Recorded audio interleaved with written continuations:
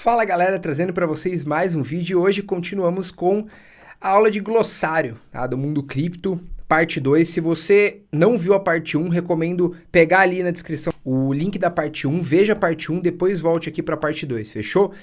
E, bom pessoal, antes de começar esse vídeo, já peço aí para deixar seu like, tá? Se você está gostando do canal, se inscreva, ativa o sininho de notificação e bora pro vídeo de hoje.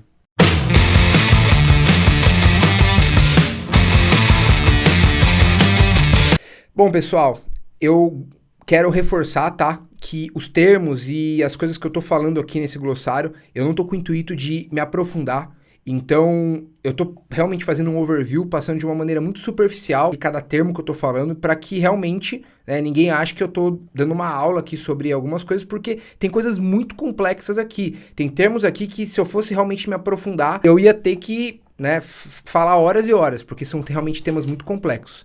Então, vamos aí falar sobre mais alguns termos aí dentro do mundo de criptomoedas. Mineração. A mineração, basicamente, é um processo pelo qual novas partes entram em circulação. Novas partes de uma criptomoeda entram em circulação. O ato de gerar novos bitcoins resolvendo problemas criptográficos, tá, com um computador ou um hardware específico.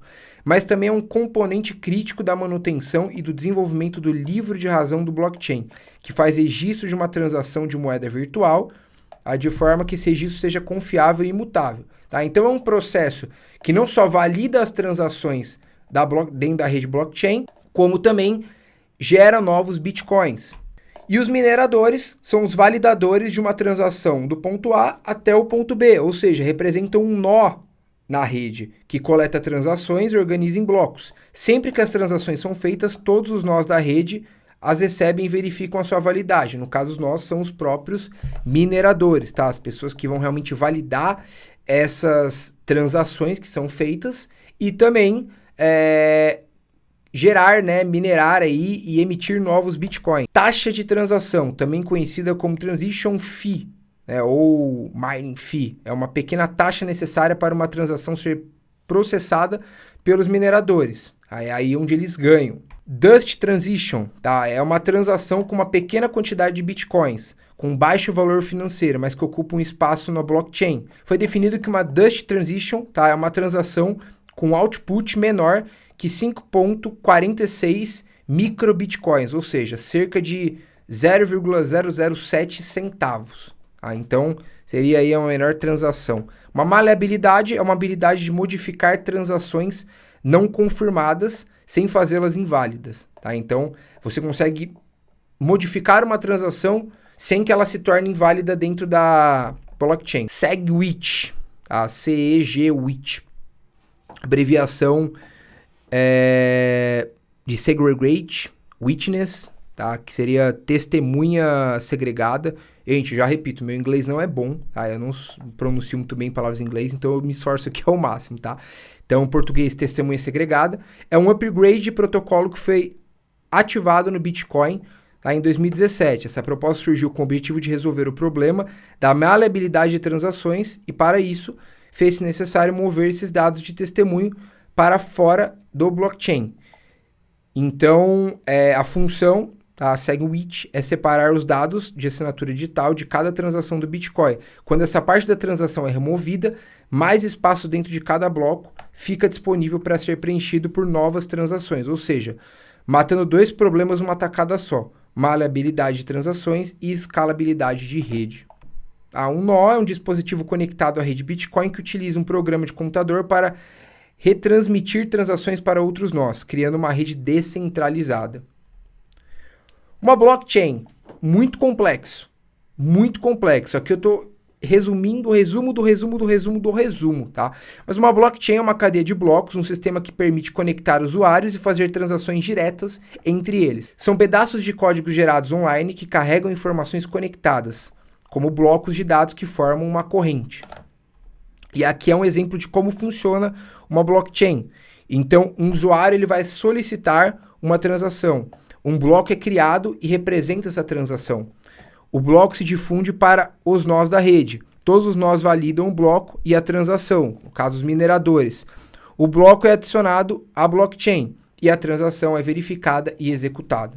Um hash é o resultado de uma função, um código compactado, né, que é uma operação criptográfica que gera identificadores únicos e repetíveis a partir de uma determinada informação. E a gente tem o hash rate, que é o número de hashes processados por um minerador em um determinado período de tempo. Um once é um número aleatório usado apenas uma vez. No caso do Bitcoin, esse número é um número inteiro. Portanto, pode haver qualquer número entre 0 e 4.294.967.296. DDoS. Então, em português, é um ataque distribuído de negação de serviços. Então, é um ataque que utiliza um grande número de computadores sob o controle de um atacante para evitar pequenas quantidades de tráfegos pela internet com o objetivo de congestionar o acesso e drenar recursos de um servidor a algo. Então, é para bagunçar em um servidor e geralmente hackers utilizam DDoS. E a gente vai mostrar, né, eu vou, dentro de outras definições, fatos aí que se protegem desse DDoS. O SHA-256 é uma função matemática do tipo hash, utilizando no Bitcoin em diversos contextos, inclusive durante o processo de mineração. ASIC, né, A-S-I-C. Então, são circuitos integrados de aplicação específica. Então, é um chip, criado especificamente para realizar uma tarefa. No caso do Bitcoin, os ASICs foram criados para processar esse hash, essa sequência de operações matemáticas e minerar os Bitcoins. Um script é uma criptografia alternativa ao Proof of Work do Bitcoin, designada para ser mais utilizada por CPUs e GPUs, oferecendo resistência a ASICs. Eu vou explicar também o que é Proof of Work nos slides seguintes. CPU, né? Não sou o mestre dos computadores, nem de TI, então aqui é só uma definição realmente do que é uma CPU. Então, é uma unidade central de processamento ou cérebro do computador, onde a maior parte dos cálculos é feito.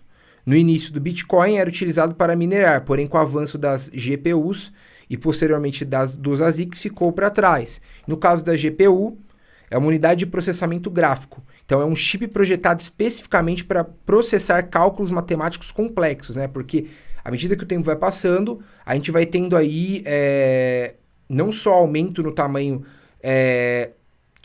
das informações que acontecem dentro da rede, mas também da parte gráfica. Então, isso a gente vê inclusive na tecnologia fora de criptomoedas, né? A gente vê, por exemplo, um jogo. Quanto que um jogo precisava ali de memória de placa de vídeo antigamente, quanto que precisa hoje? Um jogo que antigamente rodava ali uma quantidade alta de placa de vídeo, hoje é uma placa de vídeo básico roda esse jogo. Então a gente evolui dentro da tecnologia e as GPUs elas são muito mais complexas nesses cálculos matemáticos, né? Então, para rodar jogos, software que utilizam muitos recursos gráficos. E elas são muito utilizadas na mineração de Bitcoin devido ao alto poder de processamento de hashes, porém perdeu lugar para os ASICs. Ainda é muito utilizada para minerar altcoins com criptografia diferente do SHA-256 e script. Block Explorer. Então, o Block Explorer é um explorador de blocos ou um blockchain browser, que é um navegador de blockchain, e é um site ou um programa que permite que você visualize e navegue pela blockchain do Bitcoin.